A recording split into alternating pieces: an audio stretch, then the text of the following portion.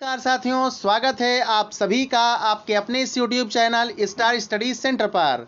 आज की इस क्लास के माध्यम से हम लोग देखेंगे भारतीय राज्य व्यवस्था इंडियन पॉलिटी के क्वेश्चंस को। तो चलिए क्लास को शुरू करते हैं। पहला प्रश्न है, भारतीय संविधान में समवर्ती सूची की अवधारणा ली गई है। ए ऑप्शन है कनाडा, बी ऑप्शन है ऑस्ट्रेलिया, सी ऑप्शन है संयुक्त राज्य America United states of America, D option है ग्रेट ब्रिटेन। यहाँ पे अगर हम लोग समवर्ती सूची की बात करते हैं तो समवर्ती सूची की अवधारणा ऑस्ट्रेलियन कॉन्स्टिट्यूशन से ली गई है। इस प्रश्न का करेक्ट आंसर विकल्प बी है। आइए अगले सवाल को देख लेते हैं। दूसरा क्वेश्चन देखिएगा, भारतीय संविधान में मौलिक कर्तव्य का विचार लिया गया है। फंडामेंटल ड्यूटीज का कॉन्सेप्ट विचार लिया गया है। तो ये आपका करेक्ट आंसर विकल्प सी है। रूस के संविधान से मौलिक कर्तव्य लिए गए हैं। जबकि बात करें मौलिक अधिकारों की, फंडामेंटल राइट्स की, तो वो भाई अमेरिका के संविधान से लिया गया है। और मौलिक अधिकारों को संवैधानिक दर्जा सबसे पहले अमेरिका ने ही दिया था। यहाँ पर इस प्रश्न के हिसाब से मौलिक कर्तव्य का जो भाई विचार है वो रूस के संविधान से है। करेक्ट आंसर सी हो जाएगा। अगला सवाल देखिए, क्वेश्चन नंबर 3 देखिए, भारत में सरकार की संसदीय प्रणाली कहां से ग्रहण की गई है। ए ऑप्शन है अमेरिकी संविधान, बी ऑप्शन है रूसी संविधान, सी ऑप्शन है ब्रिटिश संविधान एंड डी ऑप्शन है स्विस संविधान। यहाँ पे जब बात करेंगे parliamentary form of A government, तो ये भाई ब्रिटेन के संविधान से लिया गया है। इस प्रश्न का करेक्ट आंसर हमारा विकल्प सी हो जाएगा। आइए चलते हैं अगले सवाल पर।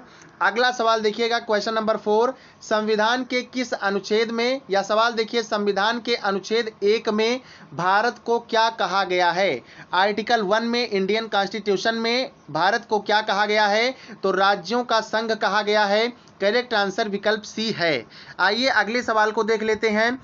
अगला सवाल क्वेश्चन नंबर 5 आप सभी के स्क्रीन पर है। देखिए क्या पूछा गया है, कानून के समान संरक्षण यह वाक्य कहां से लिया गया है। कानून के समान संरक्षण यह वाक्य कहां से लिया गया है। ए विकल्प है अमेरिका, बी विकल्प है ब्रिटेन, सी विकल्प है कनाडा एंड डी विकल्प है ऑस्ट्रेलिया। कानून के समान संरक्षण वाक्य की बात करें तो ये अमेरिका के कॉन्स्टिट्यूशन से लिया गया है। इसलिए इस प्रश्न का करेक्ट आंसर विकल्प ए है। आइए अगले सवाल को देख लेते हैं।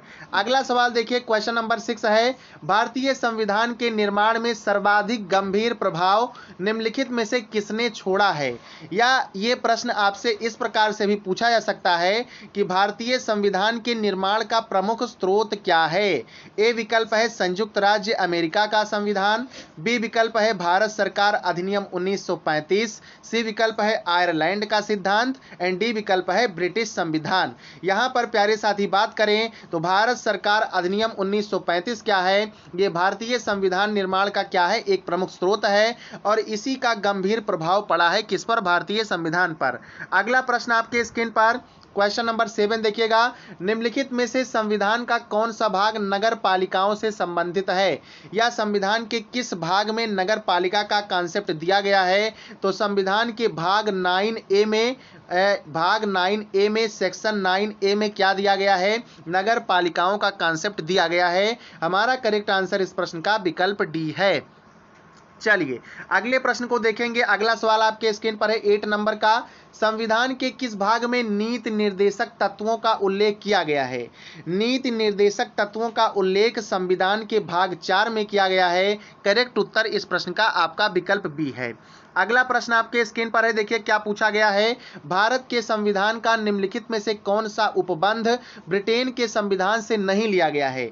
तो ब्रिटेन के संविधान से यहाँ पे द्विसदन पद्धति ली गई है। आप लोग देख रहे हैं हायर जो सदन है, हायर बॉडी जो है वो राज्यसभा है और लोअर बॉडी क्या है, लोकसभा है।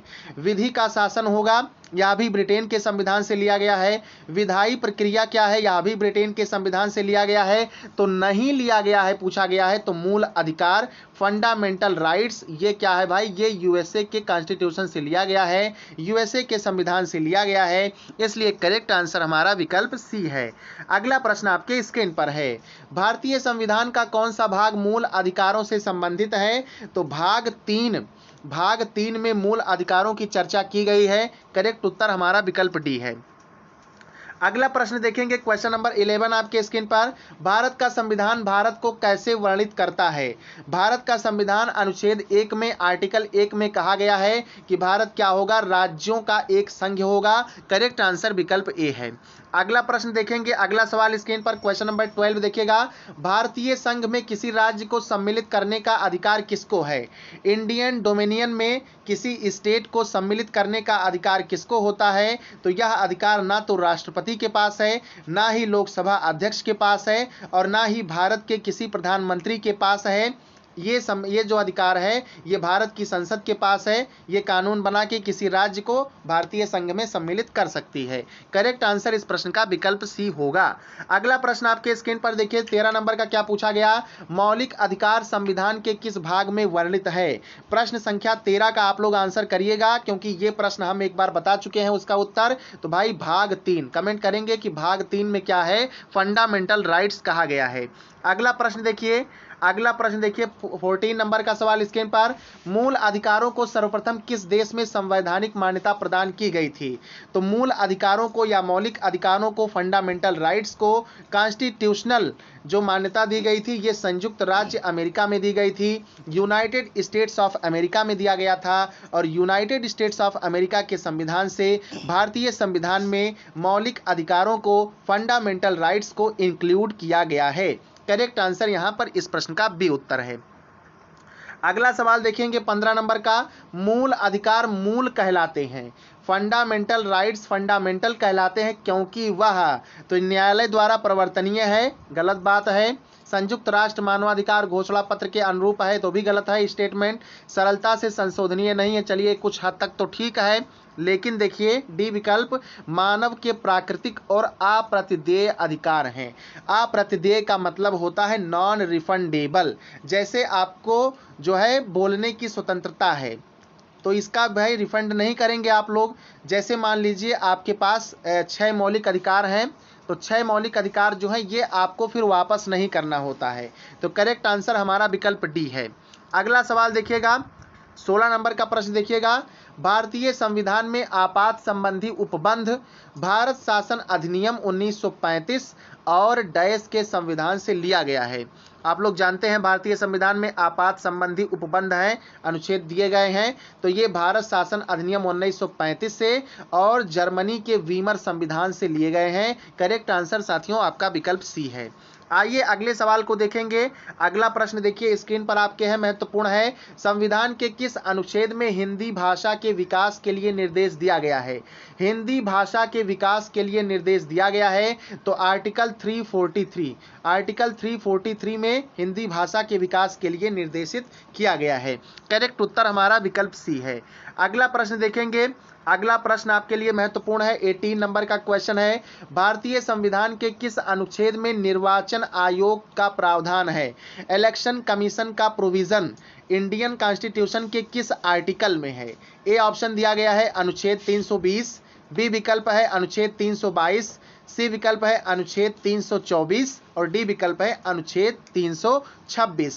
यहाँ पे बात करें भारतीय संविधान के उस अनुच्छेद की जिसमें निर्वाचन आयोग के लिए प्रावधान है, प्रोविजंस हैं, तो अनुच्छेद 324 है। करेक्ट उत्तर हमारा विकल्प क्या हो जाएगा? सी हो जाएगा साथियों। अगला प्रश्न देखेंगे 19 नंबर का। मौलिक अधिकार में कौन सी बात की स्वतंत्रता नहीं है? मौलिक अधिकार में किस बात की स्वतंत्रता नहीं है? हड़ताल करने की आज़ादी, स्ट्राइक का राइट आपके पास, तो ये देख लीजिए ए ऑप्शन। विचार व्यक्त करने की आज़ादी, तो ये आज़ादी तो है, यहाँ पे पूछा है नहीं है। शांतिपूर्वक प्रदर्शन करने की भी आज़ादी आपको भारतीय संविधान देता है। धरना देने की भी आज़ादी आपको भारतीय संविधान देता है। अब ध्यान दीजिएगा, हड़ताल, स्ट्राइक और धरना इन दोनों शब्दों में फ़र्क है। तो भारतीय संविधान आपको हड़ताल करने की आज़ादी नहीं देता है। और पूछा क्या गया है कौन सी बात की स्वतंत्रता नहीं है, तो करेक्ट उत्तर हमारा विकल्प ए हो जाएगा। ये प्रश्न यूपीएससी में पूछा जा चुका है, महत्वपूर्ण प्रश्न है।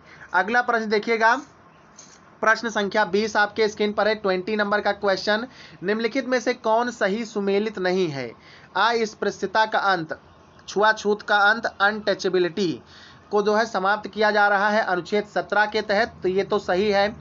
गिरफ्तारी एवं निरोध विरुद्ध संरक्षण अनुच्छेद 23 कहा गया है। यही बात यहाँ पे गलत हो जाती है, क्योंकि भाई अनुच्छेद 22 में कहा गया है कुछ मामलों में गिरफ्तारी और डिटेंशन के विरुद्ध आपको संरक्षण प्रदान किया गया है।